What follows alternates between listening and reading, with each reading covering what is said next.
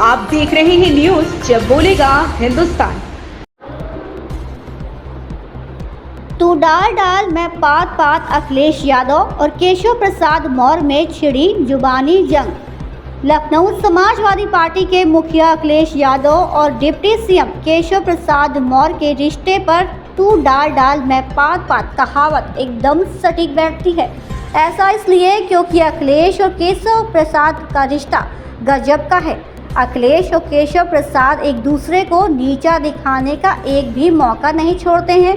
Deputy CM Keshav Prasad Maurya पहले Bharatiya Janata party के UP अध्यक्ष रहे हैं, उसके बाद केशव प्रसाद डिप्टी सीएम बने, लेकिन अखिलेश यादव से हमेशा ही केशव प्रसाद का 36 का आंकड़ा रहा है।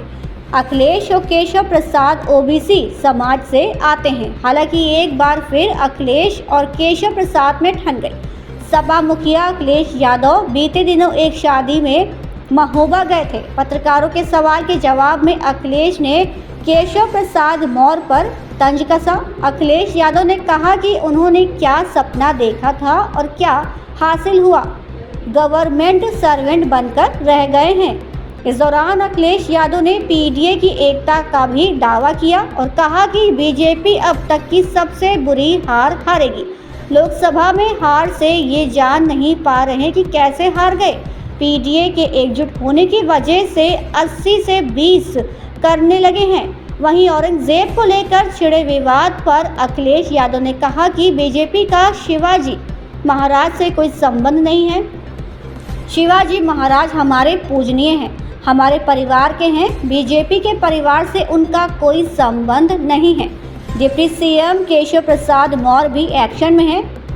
केशव प्रसाद ने कहा, सपा अध्यक्ष अखिलेश यादव आप मुझे गाली दें या अपमान करें, लेकिन मैं आपके लिए हमेशा आदर सूचक शब्दों का ही उपयोग करूंगा।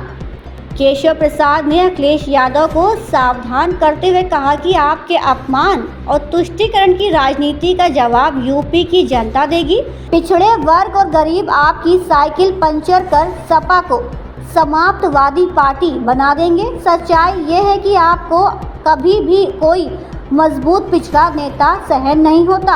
अखिलेश यादव केशव प्रसाद मौर्य को कई सालों से स्टूल मंत्री भी कहते रहे हैं। बता दें 2024 के लोकसभा चुनाव में अखिलेश यादव के पीडीए फॉर्मूले ने भाजपा की बैंड बजा दी। कांग्रेस के साथ मिलकर इंडिया गठबंधन ने यूपी में 80 में से 43 सीटें जीत ली, लेकिन उसके बाद हुए 10 विधानसभा सीटों के उपचुनाव में भाजपा भारी रही। अब डिप्टी सीएम केशव प्रसाद मौर्य कहते हैं कि आपका पीडीए केवल धोखेबाजी है।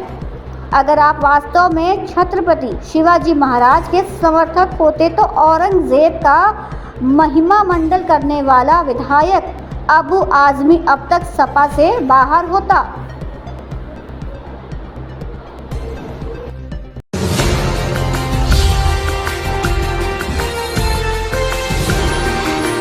आप देख रहे हैं न्यूज जब बोलेगा हिंदुस्तान।